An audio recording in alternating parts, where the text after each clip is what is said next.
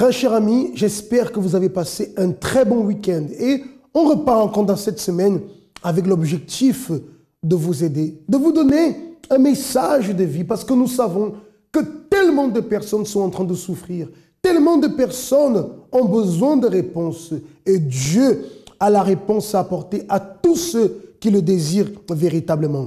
Je vous invite à préparer votre verre d'eau comme nous avons l'habitude de le faire et tout à l'heure vous savez que nous allons prier en votre faveur. Et si vous connaissez une personne de votre entourage qui passe des moments très difficiles et qui a besoin d'aide, alors contactez cette personne et demandez-lui en ce moment de se connecter aussi et de pouvoir assister à cette émission. Parce que ce que vous allez recevoir, j'ai la certitude, va vous aider à vaincre toute la négativité, toute la souffrance que vous traversez. Pour exemple, je vous laisse en ce moment voir le témoignage de Mme Bijou. Avant d'arriver au centre d'accueil, ma vie était complètement chaotique. J'étais mariée, j'avais un petit garçon, on avait beaucoup de problèmes d'argent. On était interdit bancaire, on n'avait pas de chéquier, on n'avait pas de carte bleue. Tout ça, c'est dû au crédit revolving qu'on a contracté à droite à gauche et puis on vivait au-dessus de nos moyens simplement. Et par-dessus de ça, au niveau logement, on habitait dans un 2 pièces mais qui était complètement dans un état catastrophique. De notre vie de couple, comme je vous disais, c'était chaotique. Moi, je suis tombée dans l'alcool, dans les boîtes de nuit avec des amis. J'avais des amis, mais on fréquentait beaucoup des boîtes de nuit. Presque chaque samedi, on allait, on buvait beaucoup, énormément. Et dans mon couple, c'était un peu pareil parce que mon mari commençait à faire un peu pareil que moi. Il y avait des bagarres devant le petit, c'était difficile. Comme financièrement, je vous disais que souvent on n'avait pas d'argent, donc on mangeait vraiment des choses. Souvent c'était du pain, souvent c'était des pâtes, mais comme en boîte de nuit, je savais que des amis allaient faire les nécessaires, donc l'alcool m'intéressait plus que faire à manger. Et voilà, j'étais quelqu'un de très colérique. Quand je m'énervais, je cassais tout. Je cassais absolument tout dans la maison. Nous, il n'y avait presque plus rien parce qu'à force de casser, on ne pouvait pas racheter étant donné qu'on n'avait plus d'argent. Et j'ai cherché les problèmes tout le temps aux gens, particulièrement les gens que je voyais qui avaient quand même un certain moyen. Ça me dérangeait beaucoup parce que je me disais, moi je ne l'ai pas. Et j'ai cherché les problèmes, j'ai cherché des bagarres. Et j'ai fait en sorte que les gens ont plus peur de moi et qu'ils m'aimaient. Mais moi, le plus difficile, un jour où j'ai mangé du pain et j'avais un peu de thé, j'ai fait du thé avec du pain à mon fils. Là, c'était dur. C'était dur parce que ça résumait un peu ma vie. Ces petits, entre guillemets, repas résumaient la vie que j'avais. Je dirais pas méritée, mais ça résumait ma vie. J'ai vu ma vie à travers ces petits morceaux de pain et du thé sans sucre. J'ai vécu d'apparence longtemps, mais il y a un moment ça commence à se voir parce que la situation, il y avait une fracture. On ne peut pas jouer l'apparence à vie. Il y a un moment où la réalité nous rattrape. Et certains de mes amis, encore une fois, voyaient, donc essayer, je ne dirais pas m'aider parce que la plupart sont partis. Donc quand j'ai travaillé autrefois, ils étaient là, mais après, quand j'ai perdu mon travail, je ne voyais plus personne. Entre guillemets, la pauvreté m'a vraiment habillée et j'ai eu du mal à l'accepter. Il y a des moments où j'ai pensé à me suicider, mais en tout cas, il y avait cette pensée en moi, souvent, régulièrement. Ce qui me freinait, je dirais, entre guillemets, c'était mon fils. Je me disais, je suis vivante, je vois déjà que personne n'est là. Si je me suicide, mon mari est un peu dans le même état que moi, je ne sais pas qu'est-ce que ça va donner, qu'est-ce qu'il va devenir simplement. C'est un peu mon fils qui me freinait. Et il y a une personne qui est venue, qui m'a donné les magazines. Elle m'a laissé les magazines qui étaient marqués sommaire. Et je regarde l'adresse, c'était juste à Saint-Négrad d'ici. Je dis, ok, bon, d'accord, je vais essayer d'aller. Et le lendemain, les dimanches, je suis venue et j'ai commencé à suivre tout ce qu'il disait, enfin, tout ce qui sortait de l'hôtel. Il prêchait, il y avait des propos, des prières, il y avait tout ce qu'il disait, j'ai commencé à mettre en pratique. Et j'ai commencé à voir les changements en moi, particulièrement la colère. J'étais quelqu'un de très colérique. Et là, petit à petit, en mettant les propos, j'ai commencé à me sentir apaisée. La paix et toutes les chaînes. 3 mois après, il y a la campagne d'Israël. Et j'ai dit à mon mari en premier lieu, je vais participer à cette campagne. Il dit oui, mais attends un peu, on ne connaît pas. Je dis non, je vais participer moi. Donc comme je voyais un peu réticent, j'ai dit moi-même je vais participer. Je n'ai plus parlé à personne. Même quand je venais, je parlais à personne. Je prenais tout ce que le pasteur disait et je faisais. La prière, je fais. Pendant la campagne d'Israël, les sacrifices, le propos, il faut venir la veiller. La campagne d'Israël, pour moi, représente la réponse de Dieu. Et Dieu a répondu tout de suite parce qu'on a acheté notre maison.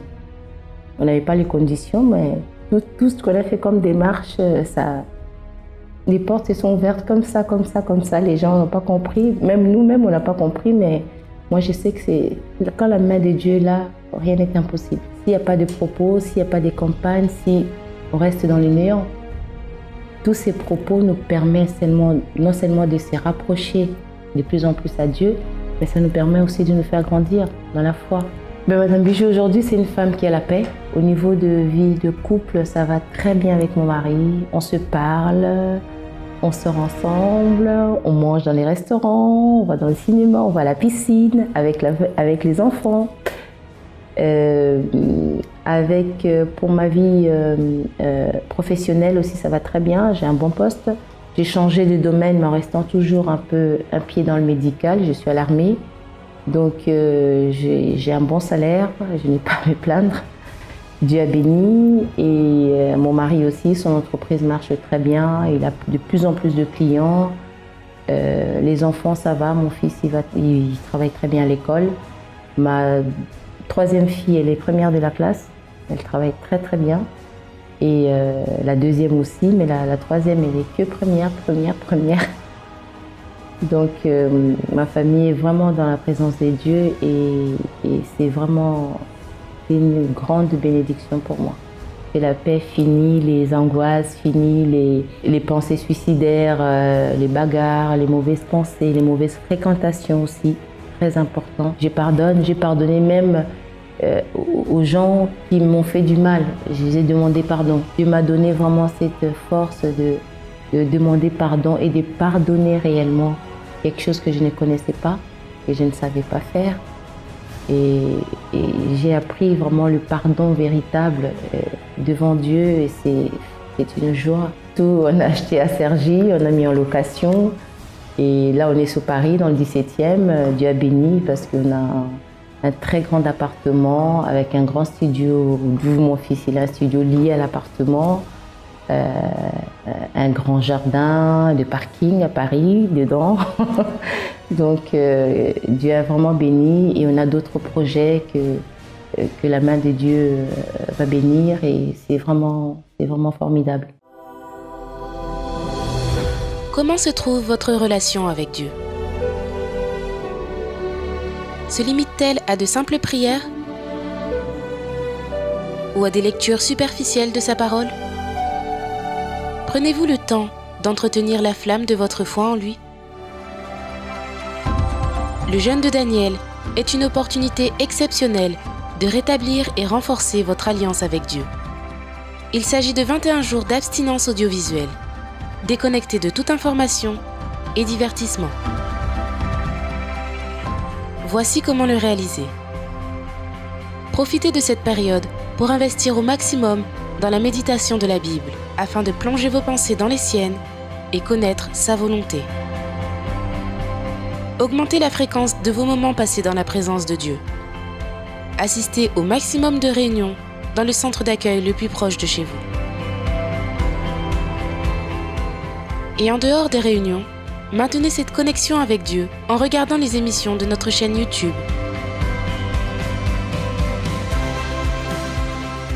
En lisant les messages de foi du blog de l'évêque Macedo. Et en écoutant la radio positive où sont diffusées des louanges et des messages édifiants pour votre foi. Dédiez-vous à 100% dans ces 21 jours pour recevoir la plus grande des conquêtes de votre vie, le Saint-Esprit.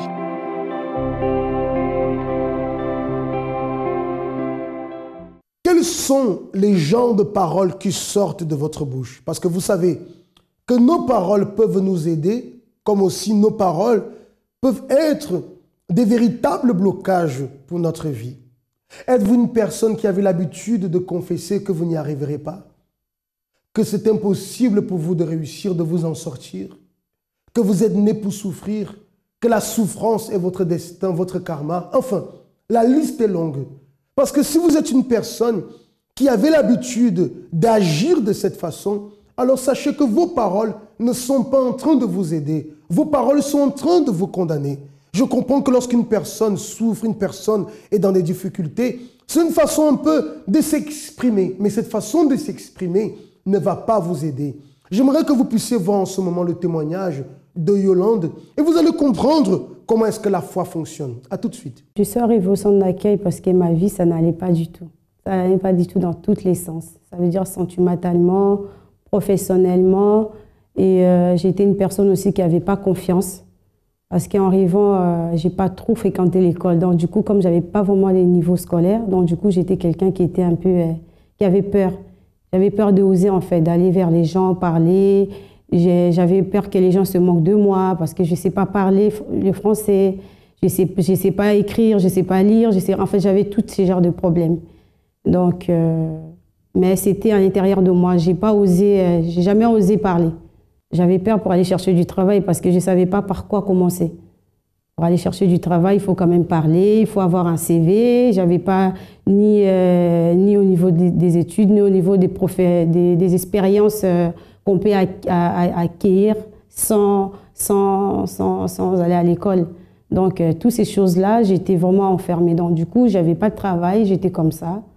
Donc, la chose qui m'a vraiment poussée à aller vers les garçons. Parce que je savais que quand j'allais faire des rencontres, j'allais avoir la possibilité de m'entretenir. Ça veut dire que j'allais avoir un moyen pour acheter des vêtements, pour pouvoir me revêtir, pour plusieurs raisons. Ça a engendré des déceptions parce que moi j'ai cru que les chemins que j'ai pris, j'allais avoir une situation meilleure vu ma famille aussi.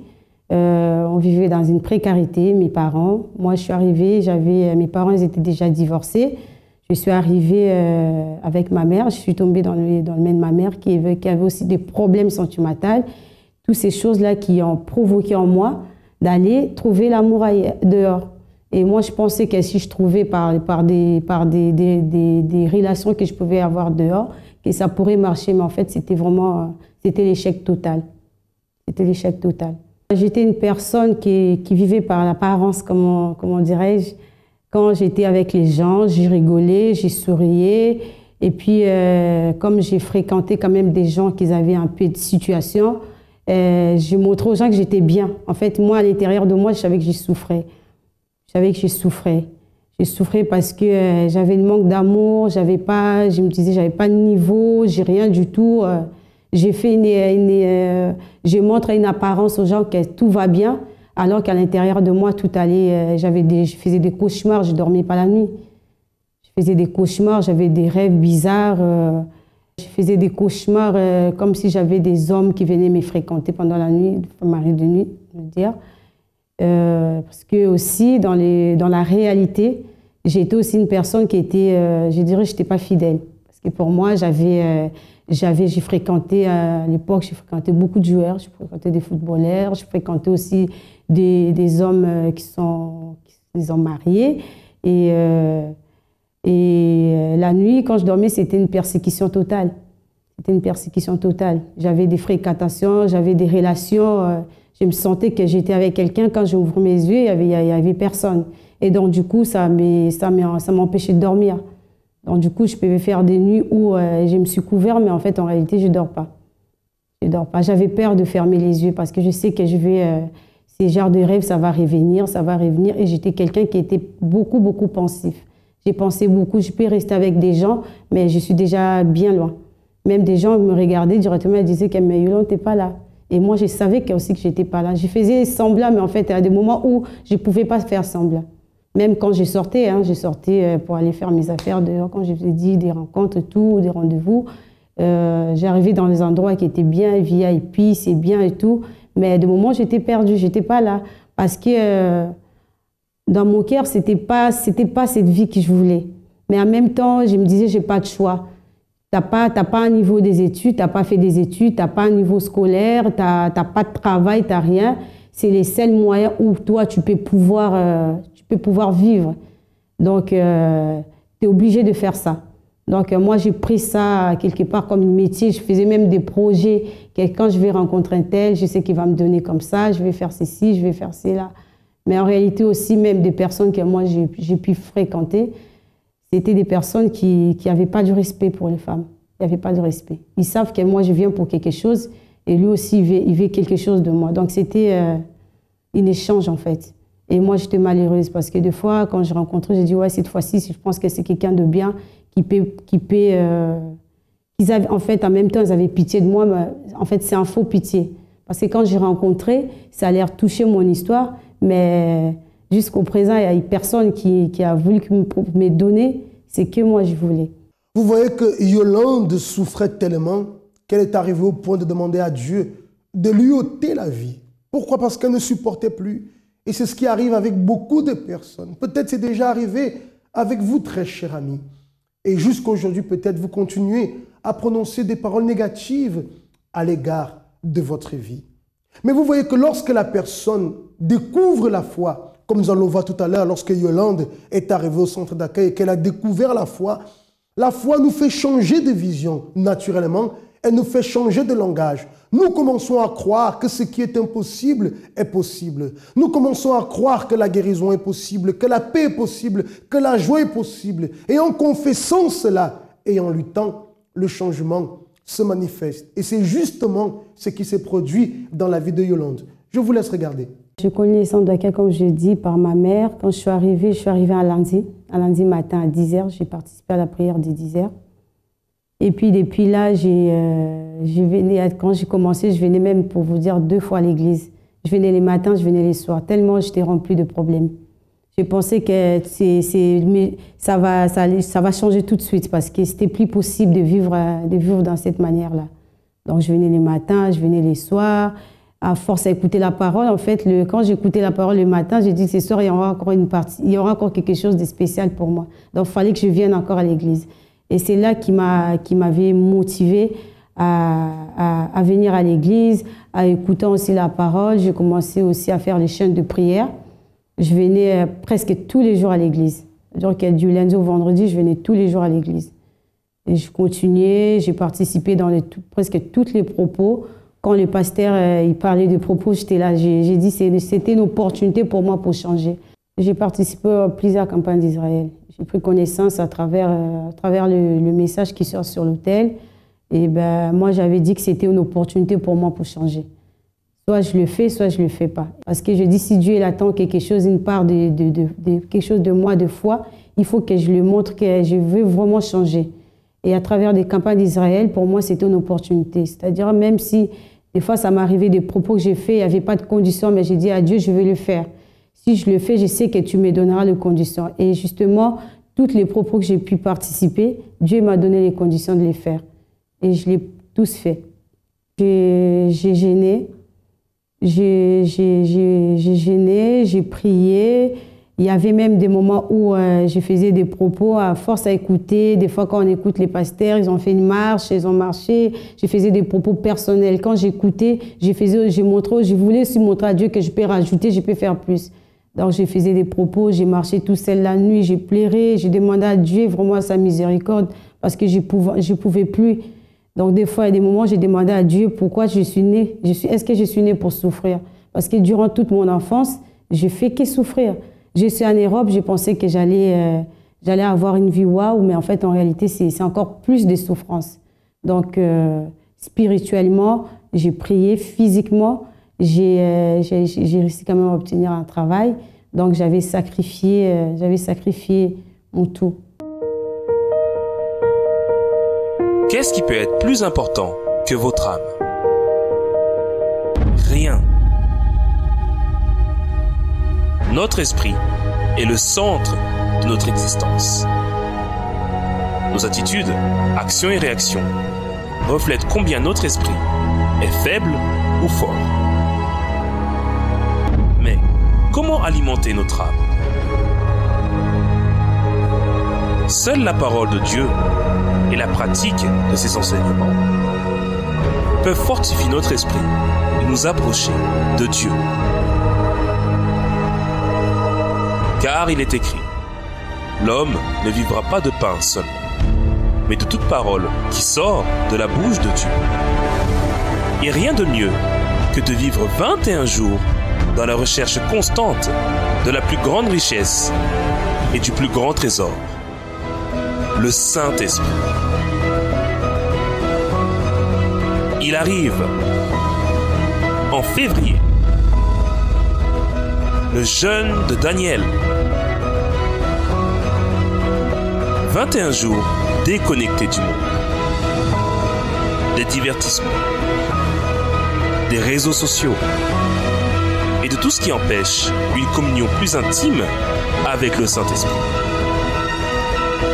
Jeûne de Daniel, déconnecté du monde et connecté à l'Esprit de Dieu. Donc, les sacrifices, j'ai eu des réponses que je voulais. J'étais dans le 115 avec les enfants, avec mes 2 enfants. Pendant 10 mois, j'ai dormi 1h30 de Paris. Il fallait aller travailler le matin, il fallait déposer les enfants à l'école. Ce n'était pas possible. Donc, ça allait soit j'arrête le travail, j'accompagne mes enfants, soit en fait, il fallait faire les contraires. Donc, Dieu m'a béni. Déjà, il m'a honoré par rapport au logement. Parce que je vivais dans un logement où je disais que c'est pas... Là, comme je crois en Dieu, je ne peux pas vivre dans ces conditions.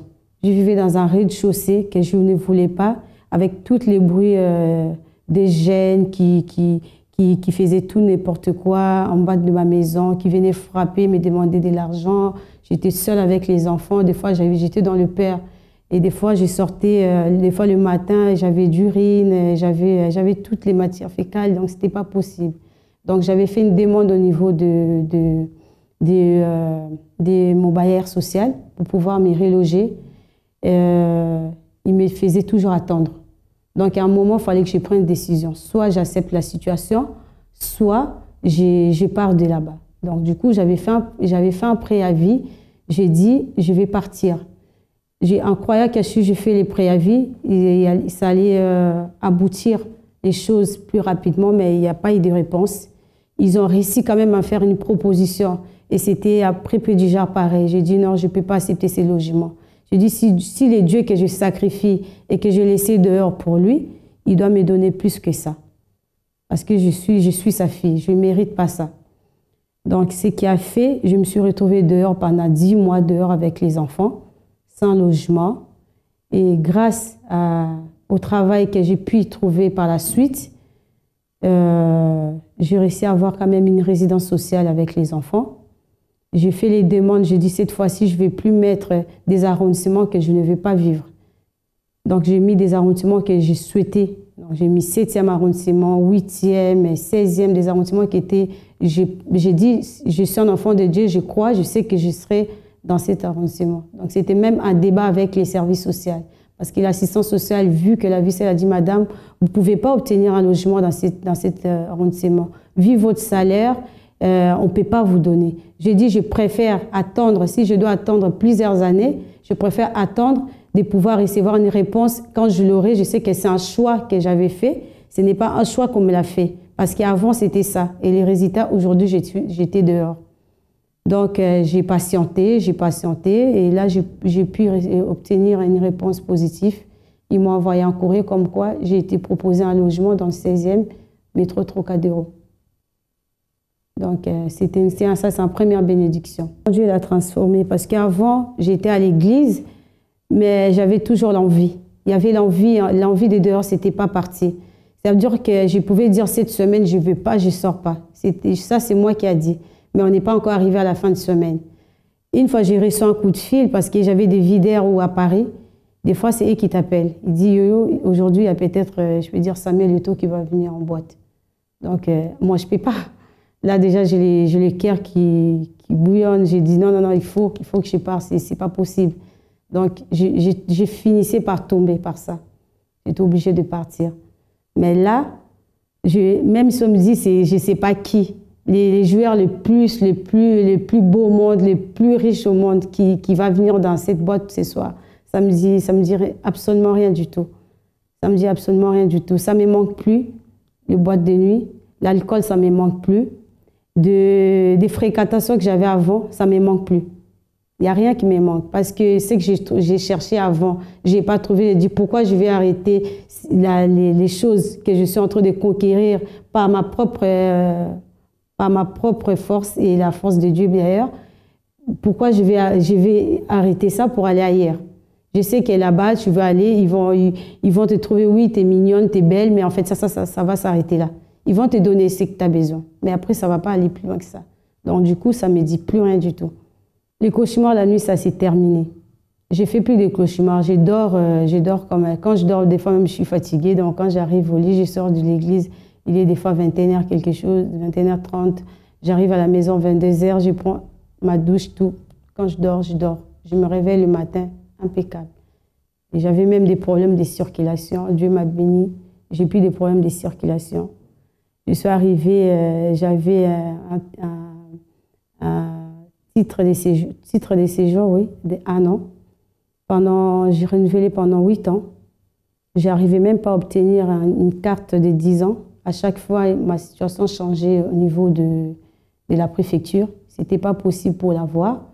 Et bien là, Dieu m'a bénie. Je suis devenue française.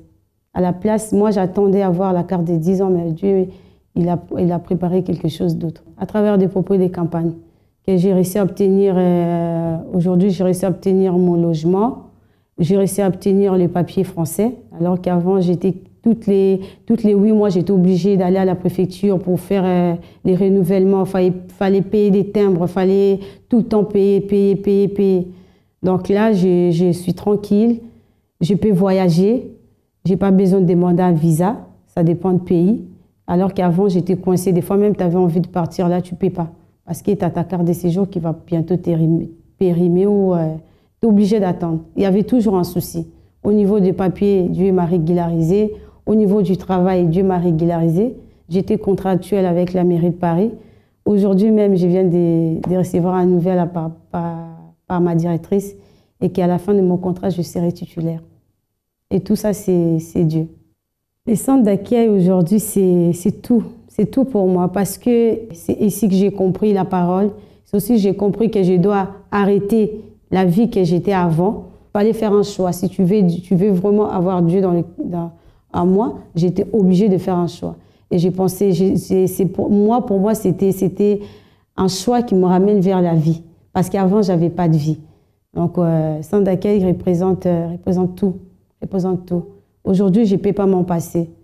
Je ne peux pas m'en passer des dieux. En fait, ce n'est pas centre d'accueil, mais je ne peux pas m'en passer des dieux. Sans Dieu, je ne suis rien du tout.